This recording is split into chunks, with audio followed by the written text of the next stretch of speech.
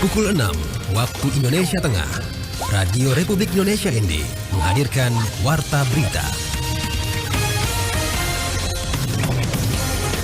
Selamat pagi saudara, Anda mendengarkan Warta Berita Daerah RRI ND edisi Kamis 20 Februari 2025. Sari Berita. Pindah Komisi 12 DPR RI AHP sampaikan kuota beasiswa PIP dan KIP kuliah menurun.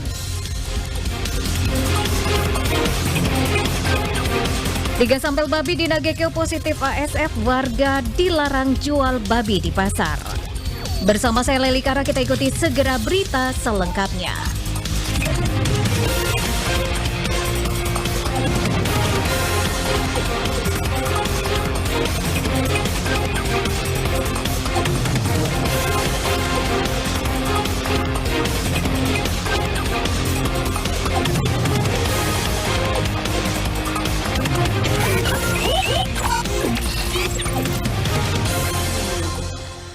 Pendengar, anggota DPR RI Andreas Hugo Parera sebelumnya menempati anggota Komisi 10 Bidang Pendidikan, kini ditugaskan di Komisi 12 DPR RI membidangi reformasi regulasi dan juga HAM.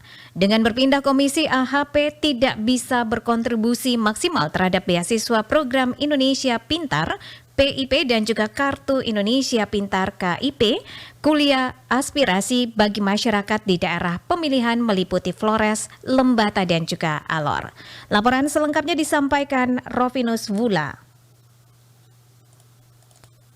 Anggota DPR RI Andreas Hugo Parera sebelumnya menempati anggota Komisi 10 Bidang Pendidikan, kini ditugaskan di Komisi 13 DPR RI membidangi reformasi regulasi dan HAM. Dengan berpindah komisi, AHP tidak lagi berkontribusi maksimal terhadap beasiswa program Indonesia Pintar PIP dan Kartu Indonesia Pintar KIP kuliah aspirasi bagi masyarakat di daerah pemilihan meliputi Flores, Lembata, dan Alor. Hal tersebut disampaikan Andreas Hugo Parera dalam acara penyerahan bantuan KIP kuliah aspirasi bagi mahasiswa berlangsung di kantor PDIP pada Jumat 14 Februari lalu di ND. Andreas Hugo Parera mengatakan pada periode sebelumnya dirinya sebagai anggota Komisi 10 DPR RI kini ditugaskan di Komisi 13 DPR RI dengan jabatan sebagai Wakil Ketua Komisi 13. Ia menjelaskan dengan ditugaskan di Komisi 13 tentu dirinya tidak lagi berurusan dengan PIP dan KIP kuliah. Andreas Hugo Parera berkomitmen akan terus berjuang agar pelajar dan mahasiswa di daerah pemilihan NTT 1 tetap mendapatkan beasiswa namun kuotanya pasti berkurang. Beasiswa ini kita dapat karena selama 5 tahun kebelakang itu saya sebagai anggota DPR RI di bidang pendidikan, di Komisi 10 di bidang pendidikan. Dan di Flores ini semua orang masih pikir saya masih di bidang pendidikan. Nah, periode 2024-2029 saya terpilih lagi, tapi saya masuk di komisi bukan di bidang pendidikan lagi. Sehingga pasti hak beasiswa tidak lagi seperti kemarin. Artinya hak memperoleh beasiswa, kuota beasiswa itu tidak seperti sebelum-sebelumnya. Ya saya akan coba berusaha kalau ada dari kementerian, dari yang lain-lain, saya ini mungkin masih bisa dapat, tapi pasti kuotanya tidak banyak. Tidak seperti sebelum-sebelumnya. Karena sebelumnya tiap tahun kita dapat kuliah 500. Juga PIP. Jadi dulu ya PIP kita dapat tiap tahun itu sampai 35-40 ribu. Cuma sekarang ya kita belum tahu. Itu karena saya tidak lagi di Komisi Bidang Pendidikan. Selama 5 tahun berada di Komisi 10, bantuan beasiswa melalui PIP aspirasi dan KIP kuliah aspirasi sudah banyak disalurkan Andreas Hugo Parera kepada pelajar dan mahasiswa berprestasi kurang mampu secara finansial di wilayah Flores, Lembata, dan Alor. Dengan berpindah komisi, praktis AHP tidak bisa berkontribusi maksimal terhadap beasiswa program Indonesia Pintar, PIP, dan Kartu Indonesia Pintar, KIP kuliah. AHP mengaku sedih ketika banyak yang menanyakan terkait peluang untuk mendapatkan PIP aspirasi dan KIP kuliah aspirasi setelah dirinya tidak lagi di Komisi 10. Selain pindah komisi, AHP juga menyinggung peluang PIP dan KIP kuliah di tengah rencana pemangkasan anggaran di bidang pendidikan tinggi sehingga berpengaruh pada KIP kuliah termasuk KIP kuliah aspirasi. RRI Rovinus Vula melaporkan. Pendengar, 3 sampel darah babi yang dikirim Dinas Peternakan Kabupaten Nagekeo ke Laboratorium Veteriner Kupang dinyatakan positif African Swine Fever ASF atau demam babi Afrika. Pemkab Nagekeo perketat lalu lintas ternak. Selengkapnya disampaikan Ferry Soo.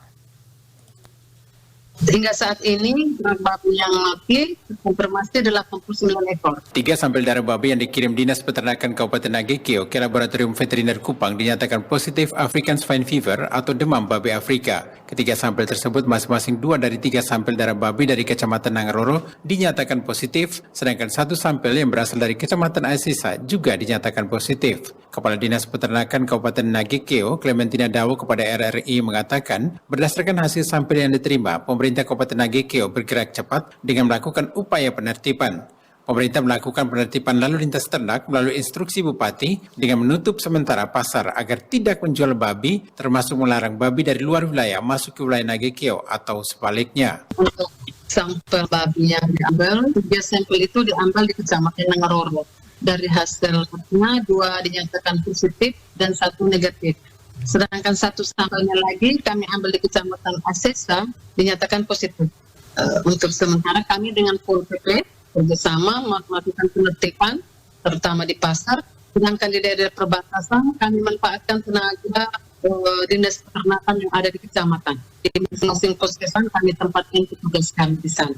Berdasarkan catatan Dinas Peternakan Kabupaten Nagekeo, 5 tahun terakhir kasus kematian babi di wilayah Kabupaten Nagekeo mengalami fluktuasi. Pada tahun 2020, kasus kematian babi akibat terserang ASF mencapai 3.217 ekor, pada tahun 2021, 2.693 ekor, tahun 2022 dan 2023 tidak ada kasus kematian babi, pada tahun 2024, 427 ekor, sementara pada tahun 2025, periode Januari hingga Februari, sudah 89 ekor babi mati akibat ASF. Hingga saat ini ternak babi yang mati terkonfirmasi 89 ekor. Kerugian pasti sangat dirasakan masyarakat. Untuk membantu dari segi ekonomi, untuk dinas peternakan sendiri tidak ada intervensi. Kami hanya bisa membantu memberikan desinfektan, untuk membantu steril kandang sehingga bisa menjaga ternak yang masih sehat, ya masih bisa hidup.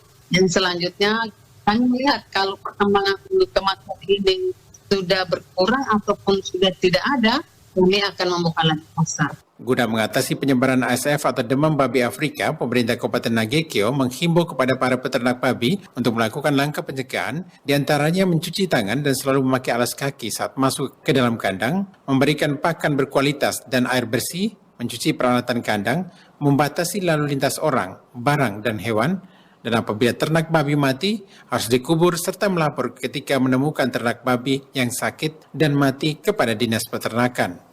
RRI Ende Ferry Soo melaporkan.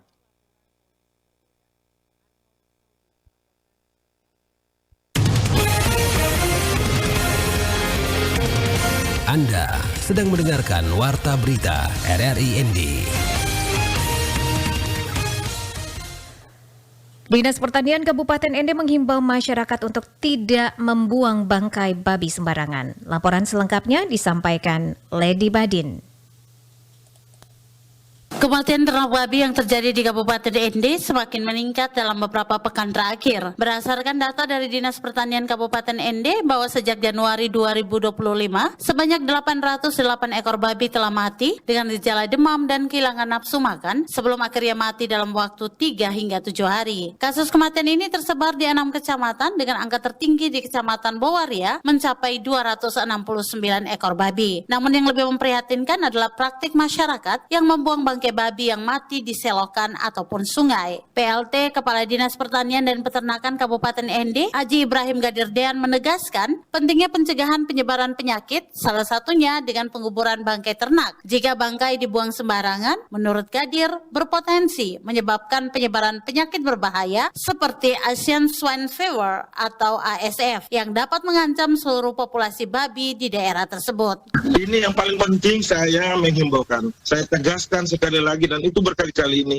Tolong jangan buang bangkai babi yang mati itu di drainase atau di laut. Ini sekali lagi saya mohon kerjasama Pak Desa, Pak Camat, semua komponen ini ini berdampaknya sangat berbahaya. Kalau itu asli, maka seluruh ternak yang ada di Kabupaten habis. Saya ini kepikiran sekali ini, masyarakat kita punya dengan membuang-buang aja ini masalah ini tidak main-main. Oleh karena saya minta RT RW kemarin tolong saya libatkan kepala dusunnya.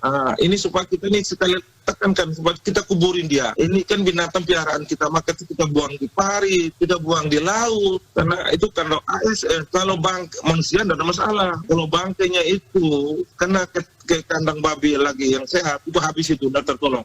Dirinya mengungkapkan meskipun saat ini penyebab pasti kematian ternak babi belum diketahui, Dinas Pertanian Kabupaten ND telah mengirimkan sampel darah babi yang mati ke laboratorium di Denpasar, Bali untuk uji lebih lanjut. Hasil uji lab tersebut diperkirakan akan diterima dalam 1 minggu. Dan Gadir juga mengingatkan bahwa kebersihan kandang dan sanitasi yang baik adalah langkah utama untuk mencegah penyakit. Himbauan kita yang tidak henti-hentinya ini kepada masyarakat kita, ibu bapak kita baik di kota maupun di desa yang berurusan dengan ternak babi ini untuk menjaga kebersihan kandangnya. Kami di Dinas Pertanian melalui dokter-dokter kami, veteriner kami, kita melakukan penyuntikan antibiotika. Saat ini Dinas Pertanian telah berkoordinasi dengan penyuluh dan peternak di wilayah Kabupaten ND untuk meningkatkan kewaspadaan. Masyarakat pun diimbau agar melaporkan setiap kematian ternak yang mencurigakan kepada pihak terkait agar dapat segera diambil tindakan pencegahan. RRI ND, Lady Badin melaporkan. Kita beralih ke berita lainnya. Kementerian Pekerjaan Umum dan juga Perumahan Rakyat PUPR telah menerapkan efisiensi anggaran yang signifikan untuk tahun 2025. Efisiensi yang mencapai 80% ini berdampak pada pelaksanaan berbagai proyek infrastruktur di wilayah NTT, khususnya di sektor jalan dan juga jembatan. Informasi ini selengkapnya disampaikan Suimam. Kasatker PJN Wilayah 4 Provinsi NTT, Wilhelmus Sugu Jawa mengatakan, meskipun efisiensi anggaran memberikan dampak terhadap sejumlah proyek, pihaknya tetap berusaha melaksanakan program prioritas. Salah satu fokus utama yang tetap dilaksanakan adalah paket preservasi jalan dan jembatan yang bertujuan untuk menjaga kelancaran lalu lintas di NTT. Paket-paket tersebut termasuk pemeliharaan rutin dan berkala, baik untuk jalan maupun jembatan yang sudah ada. Namun, beberapa proyek lain seperti penanganan longsor dan pelebaran jalan terpaksa harus ditunda untuk sementara waktu. Hal ini dilakukan untuk menyesuaikan dengan anggaran yang terbatas. Jadi tadinya itu ada paket preservasi, ada paket longsoran, terus ini ada paket pelebaran misalnya. Untuk sementara itu kita pending, tetapi paket-paket preservasi yang menjaga arus kelancaran lalu lintas itu tetap ada. Ia melanjutkan, meskipun anggaran terbatas, Satker PJN Wilayah 4 Provinsi NTT tetap berkomitmen untuk mendukung kebijakan pemerintah pusat meskipun dampaknya ada pada pelaksanaan beberapa paket pekerjaan. Ditambahkan, pemerintah daerah dan Satker PJN 4 berkomitmen untuk terus memastikan kualitas dan keberlanjutan infrastruktur jalan dan jembatan meskipun dengan anggaran yang lebih efisien. Prioritas terhadap paket preservasi dan pemeliharaan rutin menjadi langkah strategis dalam menjaga kondisi infrastruktur agar tetap berfungsi dengan baik demi kenyamanan dan keselamatan pengguna jalan. Mengembangkan sumber daya manusia melalui sektor pariwisata di Labuan Bajo. Epi Wahab melaporkan. Sumber daya manusia atau SDM merupakan salah satu faktor penting bagi sebuah negara bahkan daerah untuk bisa memajukan potensi yang ada di wilayahnya. Begitupun dengan potensi pariwisata yang ada di Labuan Bajo, Kabupaten Manggarai Barat, Nusa Tenggara Timur yang saat ini masih dalam tahap pembangunan dan pengembangan. Demikian pula yang dikatakan oleh PLT Direktur Utama Badan Pelaksana Otorita Labuan Bajo Flores atau BPOLBF Frans Teguh. Labuan Bajo Flores sebagai satu entitas pengembangan kepariwisataan ini sebenarnya kita dalam stage of development. Jadi kita dalam tahapan membangun, termasuk juga membangun SDM-nya, memastikan bahwa produk-produk yang kita sajikan ini benar-benar sesuai cocok dengan apa yang menjadi kebutuhan pengunjung kita. Dia juga menambahkan untuk bisa mengembangkan SDM secara optimal khususnya di Labuan Bajo tentu membutuhkan waktu mengingat Labuan Bajo juga baru berkembang beberapa tahun terakhir sebagai kota pariwisata dan masyarakat masih butuh adaptasi dan pengetahuan lebih banyak perihal sektor pariwisata dan dampak bagi perekonomiannya. Saya tahu dan ini merupakan persoalan kita bersama-sama transformasi sosial budaya kita ini tadinya agraris, tadinya birokrat, tadinya petani, tadinya nelayan. sekarang masuk ke new economy. New economy ini berarti ada peluang baru kita masuk ke dunia pariwisata. Nah, mohon maaf ya teman-teman di pelaku pasti sudah paham sekali ya bagaimana dunia pariwisata punya standar, punya kaidah-kaidah. Kalau misalnya mau masuk ke sana ya dengan sesuai dengan standar yang diminta. Dan ini membutuhkan waktu. Salah satu upaya dari BPO LBF sendiri untuk mengembangkan sumber daya manusia ialah dengan gencar mempromosikan pariwisata berbasis masyarakat, menyediakan wadah atau ruang kreativitas untuk para pelaku seni, budaya, komunitas, dan usaha mikro kecil menengah atau UMKM hingga sekolah untuk berpartisipasi aktif dalam berbagai kesempatan event yang digelar, baik nasional maupun internasional. Sehingga diharapkan dengan kebiasaan terlibat dalam promosi wisata, secara otomatis bisa membentuk pola pikir dan perspektif masyarakat dalam sektor pariwisata yang akan berdampak pada pengembangan SDM masyarakat itu sendiri ke depannya. Dari Labuan Bajo, Epi Wahab melaporkan. Berita terakhir, dalam rangka menciptakan ketertiban dan kenyamanan di area Pasar Mingguan Datu Soko, para petugas sampaikan sosialisasi kepada para pedagang dan juga pengunjung pasar. Informasi ini disampaikan Nikolaus Makumeli. Untuk sementara ini kami sifatnya sosialisasi dulu. Kami menyampaikan kepada masyarakat bahwa mulai minggu depan tidak ada lagi berjualan di pinggir jalan, di atas trotoar. Adapun kegiatan sosialisasi kepada para pedagang maupun pengunjung pasar Mingguan Datu Soko dilaksanakan pada Rabu 19 Februari 2025. Dalam sosialisasi tersebut, para petugas yang terdiri dari Satpol PP Kabupaten Ende bersama Camat Datu Soko, anggota DPRD Kabupaten Ende, dan Ramil Datu Soko, personel Polsek Datu Soko, Dinas Disperinda Kabupaten Ende, mengajak para pedagang agar tidak berjualan di pinggir jalan di sekitar area pasar Datu Soko. Hal tersebut dilakukan agar tidak mengganggu arus lalu lintas dan keselamatan para pengunjung pasar maupun pedagang. Kasatpol PP Eman Taji melalui Kabid Operasional Yos Natalis PL menuturkan bahwa saat ini masih berupa sosialisasi terlebih dahulu kepada para pedagang maupun pengunjung pasar agar di hari pasar berikutnya para pedagang tidak lagi diperkenankan untuk berjualan di pinggir jalan di sekitar area pasar Datu Soko maupun di trotoar.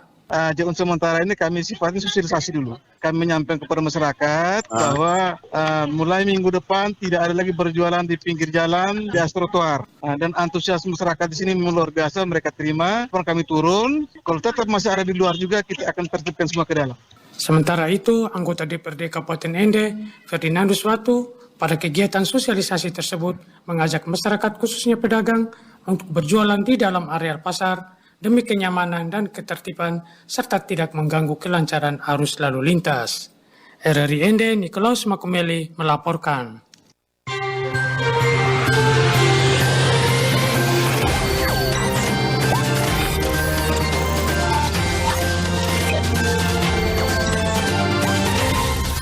Terima kasih Anda telah mengikuti Warta Berita RRI ND.